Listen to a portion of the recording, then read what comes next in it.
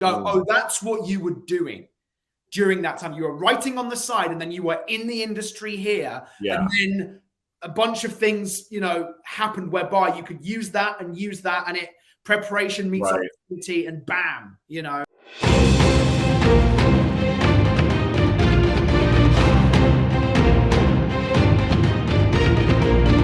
I think, kind of piggybacking on the conversation we had yesterday about how everything happens differently for different people and we all have different experiences. One of the things that I find really interesting is how people end up breaking into this profession and how, it's so different for so many people. When you had first suggested doing a podcast 4 or 5 months ago, whatever it was, right. About a month before, I'd had an idea for a podcast we would do, which was called Breaking In. And it would be interviewing screenwriters on their very first sale and how that happened, because it is so different for everybody. Our experience was so unique. Yeah. I think that's super fun. I think we could add a whole separate, I guess, sister podcast, a separate podcast, a sister podcast of just those interviews. I think it's great. Nate actually does a lot of that stuff on his, and I think his most recent podcast might even be called Breaking In. I can't remember, but he does have a thing similar to that. But specifically, I do think that it's really valuable. I think it's really valuable for people to hear stories that are inspiring, perhaps, and also hear stories that are perhaps difficult and challenging, and also just to kind of reinforce that it does take time. You do need patience. Yeah. And sometimes you hear of people who break in right away and you're like, oh man, I wish that had been me, or I wish I could do that. And you just don't know the circumstances. That's right. I remember we were looking at, who were we looking at? We were looking at a very successful young screenwriter. He's in his 20s. And we were like, man, this kid. Right. It's funny when you're in your 40s, you start referring to people in their 20s as them kids.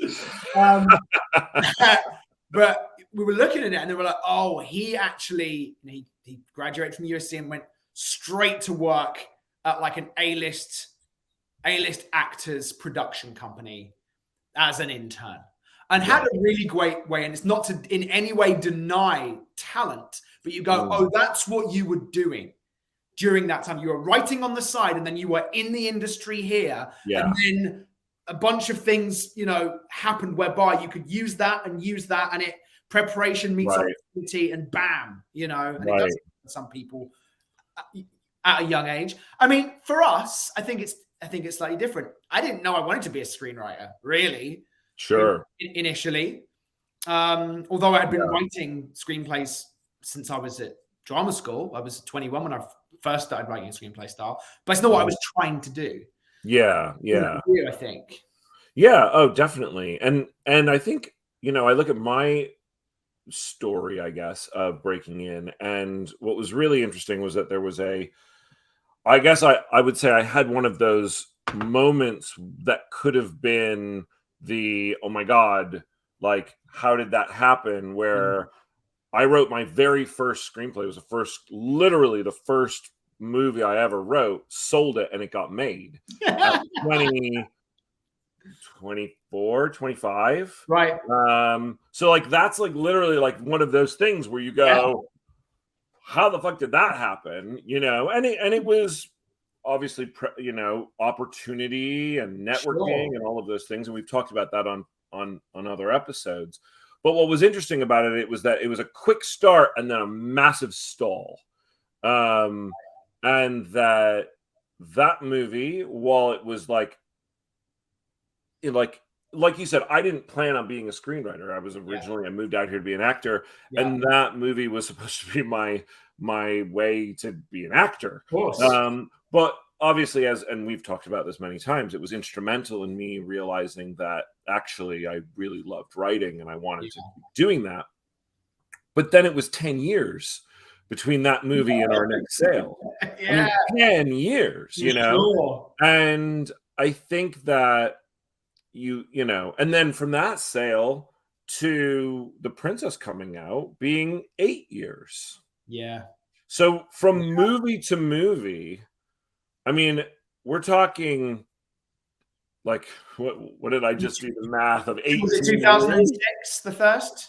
The Thirst came out in either 2005 or 2006. Yeah. We sold it in, I want to say 2004. Right. And then Winter's Night we sold in 2014, and then The Princess came out in 2022.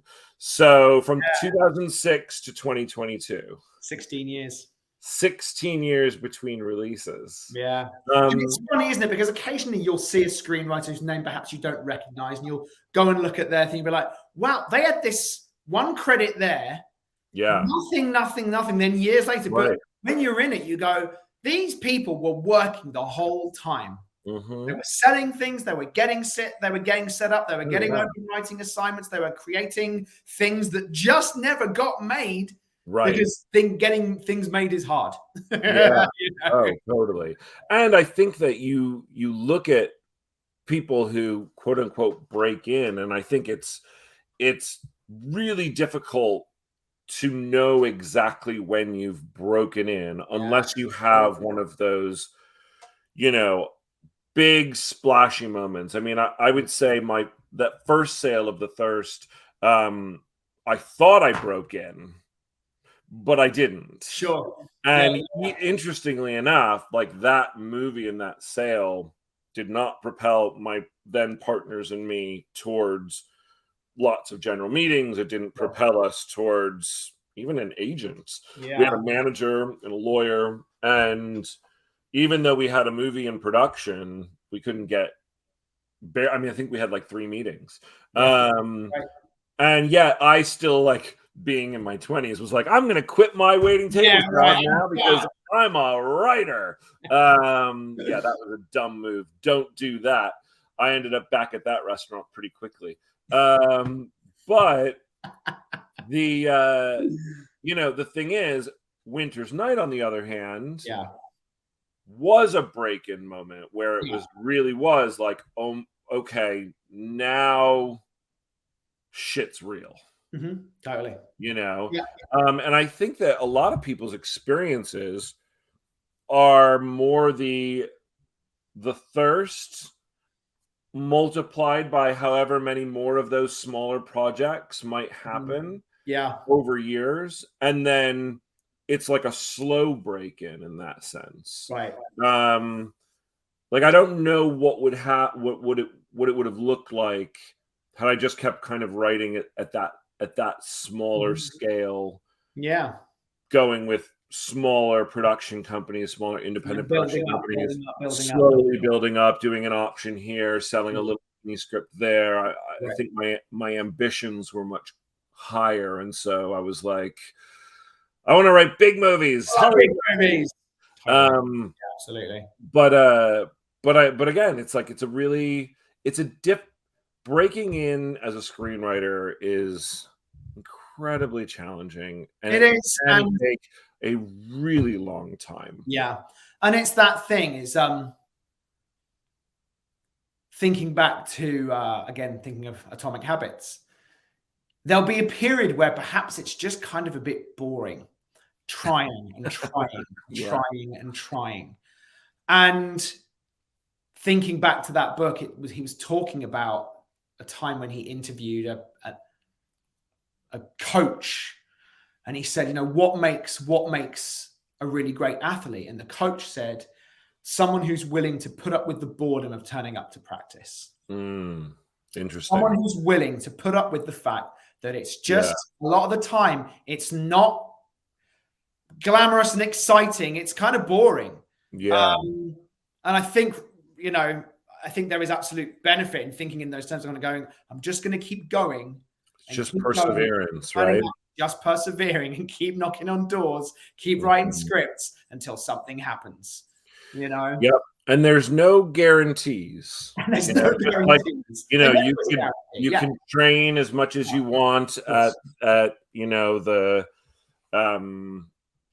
attempting to be an Olympic gold medalist, and there's no guarantee that you'll ever be in the Olympics at all. But your passion and your perseverance are what keep you going. And I think it's your patience and also that perseverance that will hopefully get you over the finish line. Indeed. And then I think what's really interesting too is that just because you've broken in doesn't mean you stay in. It stops. Like the same things you were doing the day before you broke in need to continue to be the same things you're doing after. That perseverance, that patience, that constant keeping the passion alive. I mean, sure, certain things change in terms of the types of meetings you have and the projects that you're able to potentially set up. But we've been experiencing it ourselves. It's like patience. And I always like the thing that Derek said once, which is you work hard so that you can work hard. Right. And I always really like that. It's like, you work really you don't work hard so you can then go, got it easy now. You work hard to break in so that you can work really hard to make a living from being a screenwriter and pay your bills doing that and providing for your family. And as you said this morning, sending your kids to college. Right. That's the plan. And it takes a bunch of hard work. And it does. And that's the truth. And that is the truth. So if you are thinking of becoming a screenwriter, don't. No, dude. I'm just kidding. It's a joke. It's about going into it with your eyes open. That's all it is. Ultimately, that's what it is. I don't think I was prepared for the truth of being a screenwriter. Even down to the fact that when we saw Winter's Night, we were like, oh, we have some more ideas for movies. We have to pitch them. Fuck, we've never, done a couple of pitches in the past, but it's just things like that. Like it's just really, really, preparing yourself and just going in with eyes open. I think totally. Which is why we're doing this. And I think it's time to segue into some of this. It is. I think we could